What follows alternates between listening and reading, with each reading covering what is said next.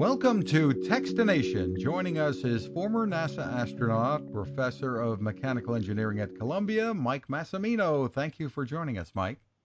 Fred, thanks for having me. Pleasure to be here with you this morning. And it's kind of a surprise topic that, that we're talking about. Has to do with bringing cookies, fresh-baked cookies, to the International Space Station. Tell us what's going on. Well, this is brand new technology, Fred. We've been, of course, eating food in space for many years, but it's primarily things that we warm up.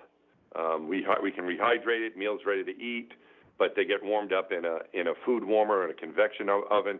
We've never been able to bake food using raw materials. So this is the first time. It's new technology developed by Zero G Kitchen and NanoRacks, two companies working together to be able to give us the capability to bake things in space. And the first thing that's going to be baked in space is a chocolate chip cookie. And from what I understand, the DoubleTree by Hilton chain is helping with this, or is behind it in some way? Yeah, it's actually their cookie. The same cookies that you can get in DoubleTree hotels, DoubleTree by Hilton hotels around the world. That's the same cookie that is going to be baked in space, exactly the same. And I've enjoyed those cookies on Earth, and I know people are going to start to enjoy them in space, and that's why I'm really happy to be partnering with DoubleTree by Hilton on this project. Well, what's the big challenge here in getting this done, in being able to cook in space? Like as I said, it hasn't been done before. The oven technology that we've had has just been warming. So it's not just nutrition; it's also psychological support. It's camaraderie of having a meal together or sharing a cookie as a crew to make you feel more comfortable, more homey in space. But the education technology part of this is a flight experiment. We've never baked anything, so they're not really sure of how it's going to turn out. How will the dough rise? How will the cookie form? You don't have gravity in space when they'll be cooking this up on the International Space Station. So we're also looking forward to finding out how it's going to turn out. Will it be puffier? I think it will be. Gravity won't be a part of the equation here in this cooking process. So that's part of it. And then I think it'll lead to other opportunities to cook other things in the future. So this is just the first attempt at it. It's not just for something to eat, but it's also a science experiment as well. And this is going to take place later this year. There's been a little delay, right? Well, it's scheduled to launch up the International Space Station later in the year, and that is the plan. And so hopefully that will happen, and these cookies will be baked in space, and we'll have answers not too far in the future. Any thoughts about what else you might like to see baked in space?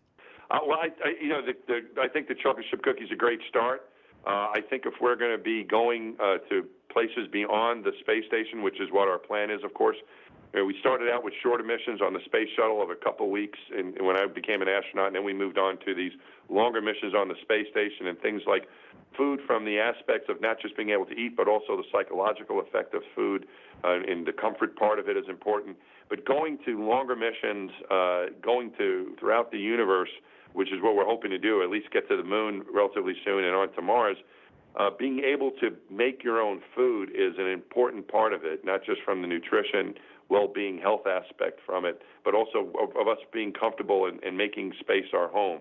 So I think that this is the first step, but more food is going to be needed. And if you're asking me what my choice would be, I would probably choose between two things. I think it'd be nice to be able to cook a burger. We don't really have food that we can bite into, big pieces of, like a big burger, whether you're like a veggie burger or a beef burger, whatever it might be, and then and also a pizza. We haven't had good pizza in space yet, and I think having this oven on board will allow us to hopefully eventually do that. But we're going to start off with the cookies, and hopefully that'll be a good first step. You get more people signing up for the space program. That's right. Pizza, burgers, and cookies. That's right. Although I'd be careful, for astronauts, people, I'd be careful about telling NASA, well, I want to go to space for the food. I think that's a good thing. But you can get this food on the ground as well. So you probably want some other motivation to go to space. But certainly we'll make it. I think we'll make the missions more successful, and I think it's a step in the right direction. And for those that want to learn more about this, there's a great place to go online, cookiesinspace.com. You can track what's going on with the cookie experiment and the baking of the cookies and get all the details behind it. You had mentioned Mars, Mike, and I know the time is tight here, but over the weekend, some news coming out of there. I don't know if you want to comment on the Curiosity rover discovered apparently methane on Mars in some sufficient quantities to be detectable. Yeah, it's really interesting what we've been able to learn there with the rovers that we've had. The possibility that there may be some organic material somewhere there has always been what we've been hoping to find, and maybe we're making steps to get there. But I think we're probably going to need to get people on the ground there to make those big discoveries, and hopefully that won't be too far into the future. Very interesting. And people should also know that among the first for you, I understand you were the first to tweet from space. Yeah, it was. Yes, I was the first to do that, and still try to be active on social media. All the astronauts are on social media now, and it's a good way to follow along. In addition, for this particular project on cookiesinspace.com is a good place to go as well. So, yeah, the internet has played a big role in educating the world about what we're doing in space. Well, we'll look forward to seeing what's cooking in space, and let the chips fall where they may, and all the other bad jokes I can think of. All right, Fred. Thanks for having me. Really appreciate it. Thanks for taking the time. Now this. Innovation. Hi, I'm Fred Fishkin, and I've been covering consumer technology for a long time, and it takes a lot to impress me. That's why I'm excited to tell you about the latest way to enjoy cooking in the great outdoors from my friend Patrick Sherwin and his great team at GoSun Stove. What if you could harness the sun to cook your meals anywhere you go, day or night? The GoSun Fusion arrives this summer using the company's tried and true reflectors and a solar vacuum tube to get you cooking without the mess of charcoal, heavy propane tanks, or smoke. And with an optional solar panel and battery storage, and the ability to plug in at home or on the road, you really can use the GoSun Fusion to cook anytime and anywhere. Want to learn more? Head to gosun.co and use the code TEXTINATION to save 10%. That's gosun.co.